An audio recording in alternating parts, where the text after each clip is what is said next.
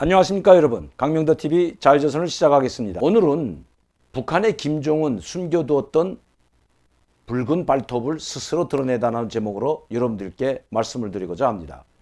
항상 미국과 대화할 때에도 김정은은 자기의 본심을 속이고 미군이 한국에 주둔해도 괜찮다는 등 이런 이야기를 해왔습니다.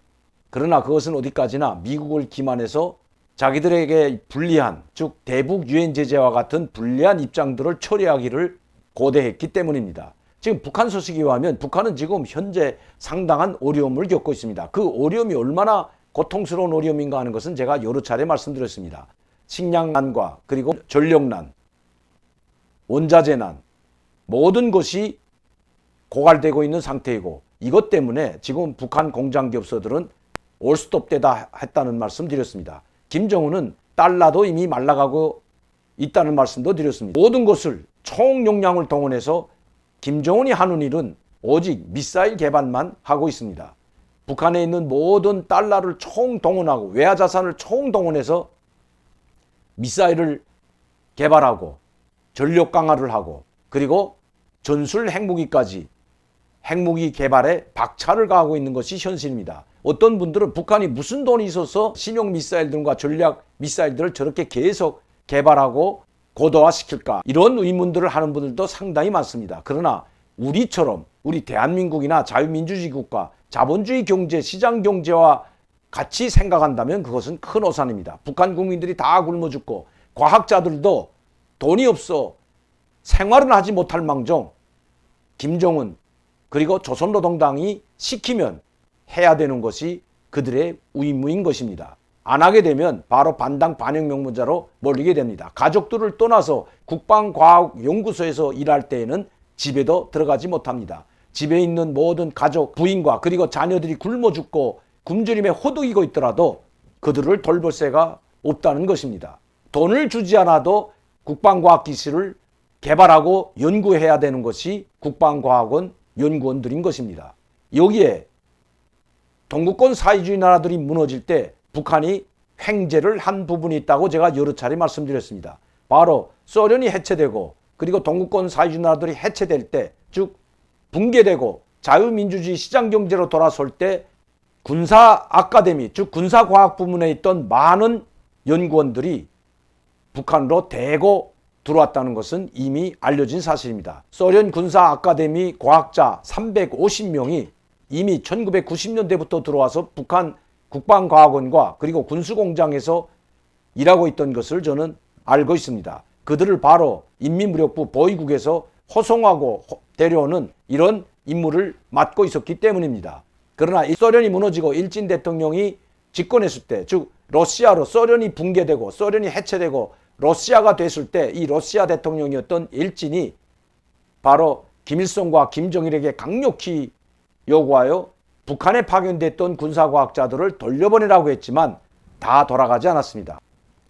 소련 군사아카데미 과학자들뿐만 아니라 폴란드나 루마니아 그리고 헝가리, 체코, 벨라루시아와 같은 이런 국가에 있던 두뇌들도 상당히 많은 사람들이 북한으로 들어왔습니다. 북한은 바로 이런 사람들에게 처음에는 대우를 잘해줬지만 최근에 북한 소식을 들어보면 이들은 감옥과 같이 꼼짝달싹 못하고 자기 고향으로 돌아가지도 못하고 고향도 방문하지 못하는 신세로 전락했던 것입니다.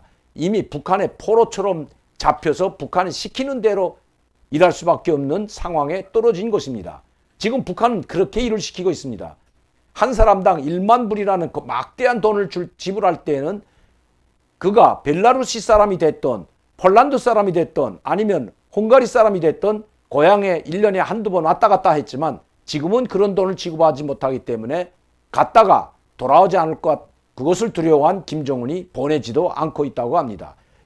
물론 자발적으로 돈을 벌기 위해서 들어갔다 할지라도 얼마든지 북한의, 즉 유엔 안보리에 위반되는 이런 전략 미사일과 그리고 핵무기를 만드는 데 협조하고 있다면 이것도 불법이기 때문입니다. 얼마든지 그들에 대해서 역추적을 할 수 있다는 것 제가 말씀드립니다. 북한의 내부 상황이 상당히 어렵고 경제가 올스톱되다시피 하고 모든 가용 자산을 핵무기 만드는데 그리고 미사일을 전력화하는데 총력을 기울이고 있습니다. 그래서 인민들의 생활은 더 피폐하고 심지어 좀 전에도 말씀드렸던 제3국의 군사 아카데미 과학자들도 지금 열악한 생활에 빠져 있다는 것 말씀드렸습니다. 그런데도 김정은은 핵무력과 즉 핵무기와 대륙간 탄도 미사일을 포기할 의사가 전혀 없는 것 같습니다. 이렇게 되자 김정은은 급기야 통신선을 끊었다 열었다 하면서 우리 한국 정부를 길들이기에 또다시 나섰습니다. 제가 숨겨둔 붉은 발톱을 드러냈다는 것은 지금 북한이 노골적으로 미국과 갈라서라고 문재인 대통령 그리고 우리 정부를 협박하고 압박하고 있다는 것입니다. 이미 9월 29일 김정은은 최고인민회의 연설에서 문재인 대통령과 한국 정부에게 적대시 정책 그리고 한미 군사훈련과 같은 미군 철거를 노골적으로 주장했을 뿐만 아니라 자주적 입장을 견지해서 남과 북이 누구의 허락을 받지 않고 자주적 입장에서 남북관계를 개선해야 된다고 이야기했던 것입니다. 아니나 다를까 김정은이 연설이 끝나자마자 모든 대남 매체들을 총동원해서 북한은 문재인 대통령에게 지령을 내려보내고 있습니다. 한번 제가 보여드리도록 하겠습니다. 자, 통일메아리라는 대남 매체 사이트입니다. 이건 해외 매체 사이트라고 하지만 해외 나가 있는 한국 교민들, 즉 우리 한국 교민들이나 한국말을 아는 사람들이 보라고 내보내는 대외 매체인 것입니다. 대남 사이트라고 불리는 이 한국을 상대로 한 사이트는 통일 메아리뿐만 아니라 메아리 그리고 우리 민족끼리와 같이 우리 민족끼리 여명과 같이 상당한 많은 사이트를 운영하고 있습니다. 이 사이트에 들어가 보면 주요 방송 기사 부문이 있습니다. 여기에 오늘자에 바로 북남 선원들을 무게 있게 대해야 한다라는 반향이라는 글을 실었는데 우리로 말하면 성명이나 비슷한 거죠. 어길 수 없는 역사 발전의 법칙. 이것도 마찬가지고요.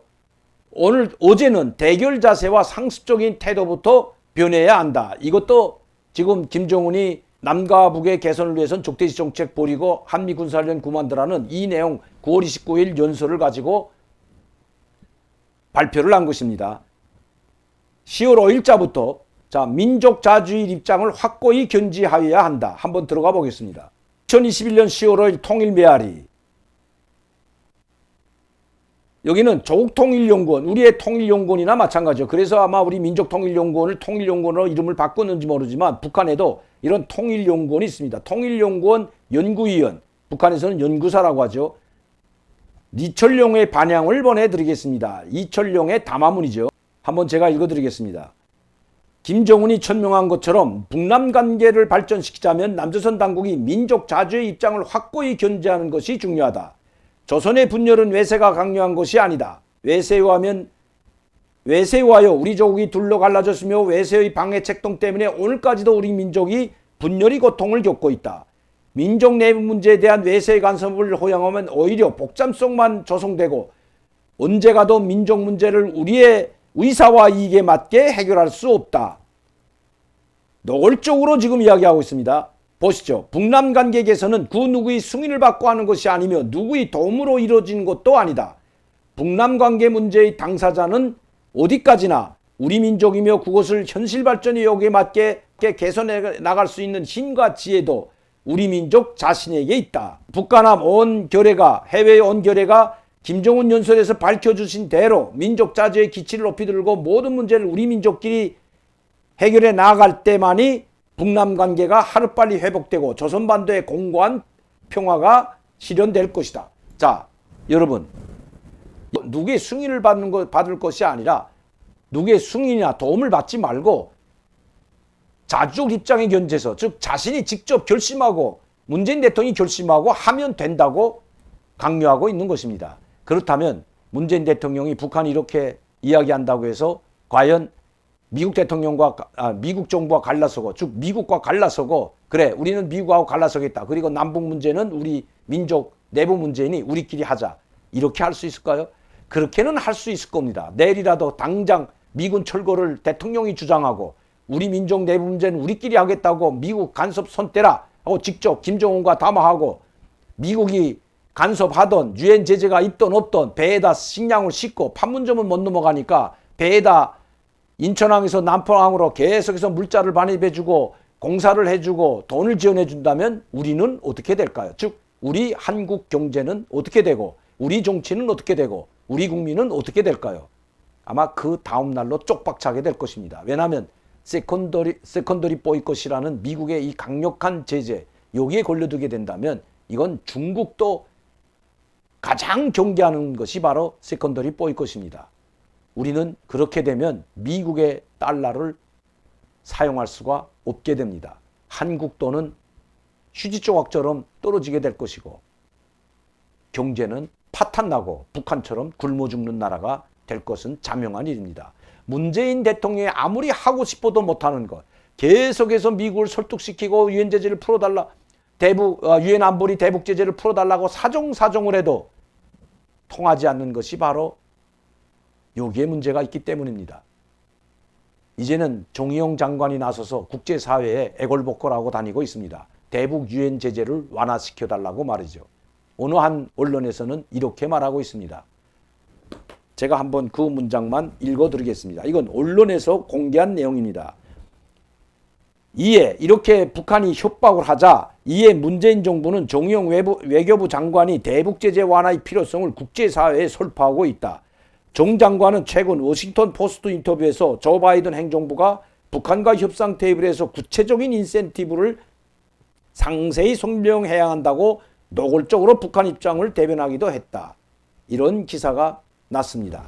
자, 여러분 그렇게 한다고 미국 정부는 어떻게 유엔 제재를 풀어줄까요? 천만의 말씀입니다. 오히려 미 국무부 대변인은 지금 북한이 노골적으로 유엔 안보리 제재를 위반할 뿐만 아니라 유엔 안보리 결의안 대로 이행하는 것이 북한의 경제도 살리고 인민도 살리는 길이라고 못 박아 이야기하고 있습니다. 지금도 계속해서 국제사회를 위협하고 이웃 동맹국을 위협하는 북한이 즉 신형 전략 미사일들을 계속해서 개발하고 이번 달에만 4차례의 발사를 시험을 했는데도 불구하고 정의용 장관이 이렇게 유엔 제재, 대북 유엔 제재를 풀어달라고 국제사회에 호소하는 것은 맞지 않는 것이라고 노골적으로 이야기하고 있다는 것입니다. 그리고 풀어줄 의사가 절대 없을 뿐만 아니라 오히려 대북 제재를 더욱 강화하고 유엔의 모든 성원국들이 유엔 안보리 대북 제재에 동참할 것을 이번에 또다시 호소했던 것입니다. 북한은 이것을 보면서 미국하고는 이제는 더 이상 통하지 않는다는 걸 알고 있다는 것입니다. 김정은은 그렇다고 핵무기를 내려놓고 국제사회에 나오고 미국과 대화할 의사가 조금도 없음을 스스로 천명하고 있다는 것입니다. 이제는 주한미군 있어도 좋다고 했던 김정은의 숨겨뒀던 붉은 발톱, 이제 스스로 그 모습을 드러내고 있다고 해도 과언이 아니라는 것입니다. 오늘도 강명도TV 자유조선을 시청해 주신 여러분께 진심으로 감사를 드립니다.